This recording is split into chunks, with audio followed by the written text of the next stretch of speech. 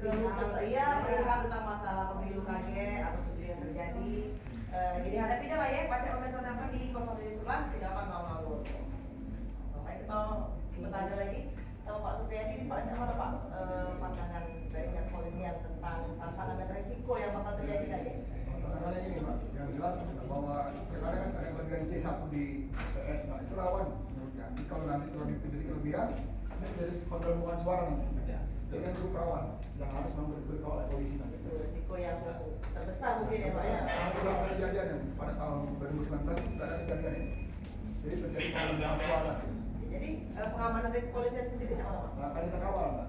Jadi mulai dari TPS sampai ke PPS sampai ke PPK akan kita kawal. Ini Pak Supriyadi kan ada di 17 kabupaten kota nih ya. Nah, SDM personel yang diturunkan, bahkan mungkin pengawalan C1, surat suara dan lain-lainnya itu sampai ke pelosok yang make iso kendaraan motor lain, pegunungan apa itu cuman dari pihak polisi. Kita masuk sampai ke pedalaman, jadi kita upayakan lewat mana saja. Kalau memang nggak bisa lewat udara, lewat air kita akan kawal terus. Terus dikawal Pak ya. Kebetulan pakai sepeda Dan pastinya terkait juga dengan berkoordinasi dengan lembaga-lembaga yang KPU, Bawaslu dan lain juga Pak ya. Itu ya. Nah, ya. KPU, Bawaslu, sama kepolisian itu kita gabung kan.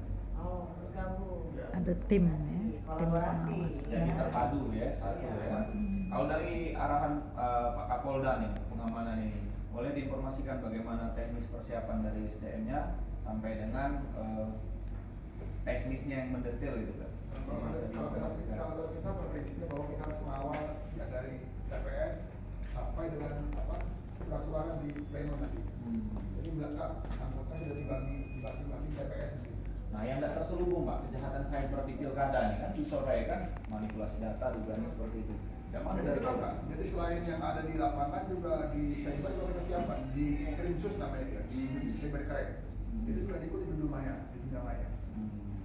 Kalau menurut Pandangan Pak Airin, masalah suara-suara di medsos yang berbunyi berdekat tentang pemilu ini Pak, pandangannya Pak? Saya kira yang paling penting untuk sekarang itu kalau kita lihat Pak Kiai, Pak Supriyadi, kalau tidak salah KPU ini berakhir November. Berakhir. Kita bayangkan Pak Supriyadi, KPU ini kalau salah berakhir provinsi November. Pemilu 2024 Februari. Bagaimana kita menciptakan pemilu yang damai kalau KPU itu sendiri baru mau dipilih? Habis masa berlaku. Setahun lagi Pak kita mempersiapkan untuk pemilu, belum tentu bisa sukses. Apalagi yang saya kira ini perlu pertimbangan yang sangat matang. Mungkin kali perpanjang otomatis Pak. Ini kita tunggu. Ini kan kebijakan dan keputusan dari pemerintah ini belum ada. Saya sering tanya kepada kawan-kawan. Jadi kawan-kawan dari KPU juga mempertanyakan ini. Katakanlah KPU sekarang punya strategi mungkin dengan pihak kepolisian. Tapi kalau misalnya mereka ini habis, nanti ganti orang baru. Iya, regenerasi lagi Pak. Ganti yang baru. Yang lama sudah 2-3 tahun itu Sudah menyusun. belum tentu dia bisa sukses, apalagi cuma 2 bulan. Dan dengan uang baru, Saya kira ini Pak Supriyadi dari pihak kepolisian mungkin perlu gitu. Dan mungkin melalui Pak Supriyadi ke Pak Kapolda ini perlu kita pertimbangkan. Pemilihan Kalau saya tanya KPU lebih ya. setuju memperpanjang. Ya. Risikonya sangat-sangat minim dibandingkan orang baru. Ada yang belum tahu sama sekali, ini ada 17 kabupaten kota loh. Ya. Provinsi November. Kalau saya dengar kabupaten kota Desember. Februari begini. Kapan sosialisasi? Ini pemilu rawan. Cari uang lama tuh. Kalau Jadi tidak ketemu. hati-hati, Pak Supriyadi belum dengar. KPU itu berakhir November, itu provinsi, sedang kabupaten kota Desember. Februari kita sudah. Februari Pemilu. Ya, sudah mulai bertahap awal tuh legislatif ya ini. itu ganti presiden. Presiden. Jadi Langsung pilpres ya. Februari 2024 dengan legislatif. Kalau pilkada masih panjang ya, November 2024. Nah ini mungkin salah satu pertimbangan pelaksanaan pemilu 2024 ini paling tidak penyelenggara ini SK-nya berakhir November Ya. 2023. Oke. Berarti kan bergantian. Belum mau tes, mau cari para calon.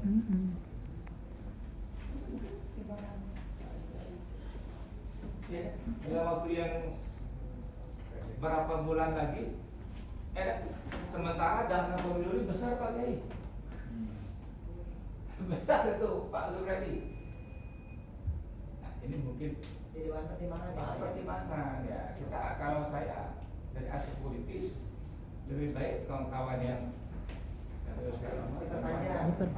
saya kira lebih minim berisiko dibandingkan kita memilih baru orang baru. Yang belum tahu. Kita tadi belum di tahu. lapangan juga ya, Pak. Di lapangan ini bagaimana kondisinya, namanya orang baru.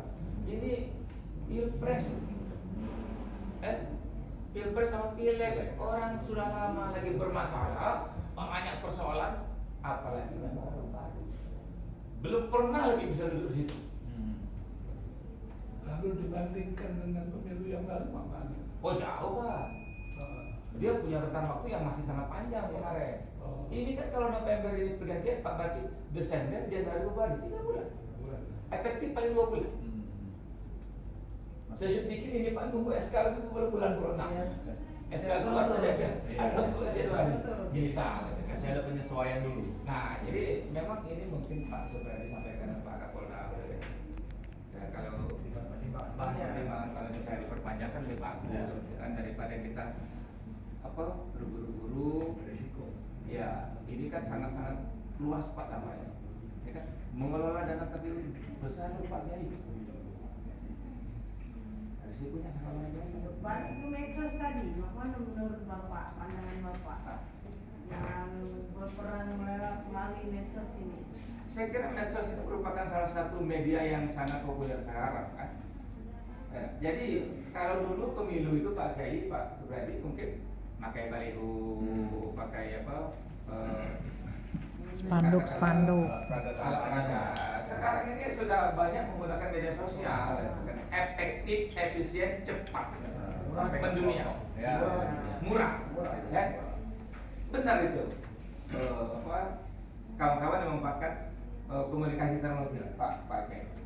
Tapi kan persoalan sekarang itu komunikasi dengan menggunakan medsos ini, kalau kita salah dalam pemanfaatan juga bisa jadi bumerang. Ya kan bisa jadi bumerang. Maka dari itu saya kira sebagai orang komunikasi politik, saya kira kawan-kawan para calon balon ini memang dia lebih efektif, efisien menggunakan media sosial dalam mempublikasi. Kan? Ya, jadi ya mungkin dia sedemikian rupa membuat desain media sosial lebih cepat. Tapi ingat sekali lagi masyarakat, kadang-kadang media sosial ini bisa membohongi publik Pak. Hoak. Pencitraan baik. Pencitraan itu jadi persoalan. Ini kalau kita bicara masalah media, Pak Supriyadi, Pak Kiai. Kadang-kadang media ini kita akan bisa membohongi publik, itu kan tidak sesuai dengan apa yang sesungguhnya. Dicet nih yang hoak apa beda. Di dalam teori komunikasi itu Pak Supriyadi, ada namanya komunikasi ala dramaturgis. Apa tuh Pak? Komunikasi ala dramaturgis. Panggung muka dengan panggung belakang itu apa jauh beda? Tidak sama. Ya. Nah, para politikus ini dia lebih mementingkan panggung muka. Ya. Pilihlah aku adalah wakil rakyat yang akan membantu. Ketika jadi, Ya. ketika jadi, kacau mobil lagi tak buka kawan. Dulu udah peduli jalan yang bolong, ya. Sekarang Ada sosok pemilihan, Jadi ya. Coba Pak, sorry. Seluruh para panut sekarang peduli dengan masyarakat. Butuh dia suara. Apalagi sekarang galak bawa agama. Ah. Oke, gimana galak bawa politik identitas.